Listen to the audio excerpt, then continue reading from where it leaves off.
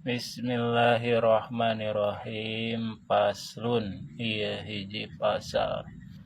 Mujibatul gusli ari pirang-pirang perkara anu ngawajibkeun kana mandi.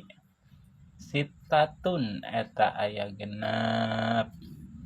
Ilajul hasapati hiji ngalebetkeun hasapah fil parji kana parji, yakni berhubungan badan, wa khurujul mani sareng kaluar mani, wal haidu sareng euheud kusabab euheud, wa nipasu sareng kusabab nipas, wal wiladatu sareng lahiran, wal maotu sareng maot.